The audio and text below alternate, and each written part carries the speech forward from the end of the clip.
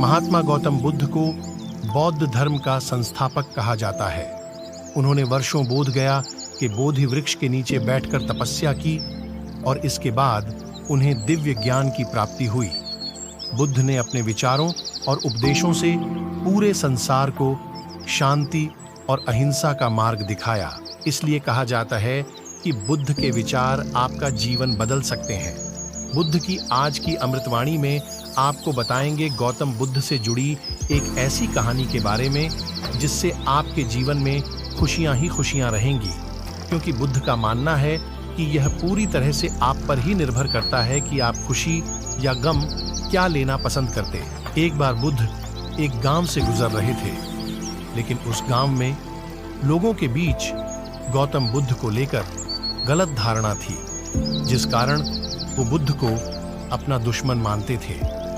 जब उस गांव में बुद्ध आए तो गांव वाले उन्हें बहुत भला बुरा कहने लगे और बधुआएं देने लगे, लेकिन इसके बावजूद भी बुद्ध गांव वालों की बात शांति से और मुस्कुराकर चुपचाप सुनते रहे। गांव वालों ने देखा कि उनकी बातों का बुद्ध पर कोई असर नहीं हो रहा है और वे विनम्रता से उनकी बातें सुन रहे हैं। गांव वाले जब बोलते बोलते थक गए तो आखिर में बुद्ध ने कहा कि यदि आप सभी की बातें समाप्त हो गई हो तो मैं अब प्रस्थान करूं। बुद्ध की बात सुनकर गांव वाले हैरान रहे, लेकिन उस भीड़ में एक व्यक्ति ने बुद्ध से कहा कि हाँ, हमने तुम्हारी कोई प्रसन्नता नहीं की है, हम तुम्हें बधुआएं दे रहे हैं, क्या तुम्हें इससे कोई फर्क नहीं पड़ता? बुद्ध मुस्कुराते हुए बोले, जाओ, मैं आपकी गालियां या बद्दुओं को लेता ही नहीं। आपके द्वारा दी गई गालियों से भला मेरा क्या होगा? जब तक कि मैं आपकी गालियों को स्वीकार ही नहीं करता, इसका कोई परिणाम ही नहीं होगा। जानते हैं, कुछ दिन पहले एक व्यक्ति ने मुझे बहुत सारे उपहार दिए, लेकिन मैंने उसे लेने से मना कर दिया। जब मैं लूंगा ही नहीं तो कोई मुझे कैसे दे पाएगा?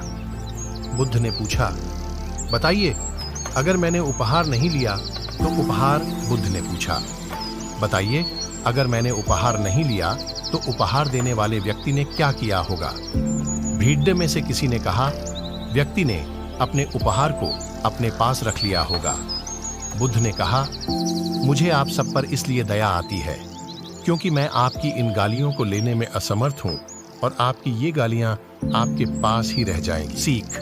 भगवान गौतम बुद्ध के जीवन से जुड़ी इस कहानी से यह सीख मिलती है कि हम अक्सर अपने दुखों का कारण दूसरों को समझते हैं, लेकिन असल में यह हम पर ही निर्भर करता है कि हम वास्तव में क्या लेना चाहते हैं, खुशी या गम, उदासी या मुस्कान।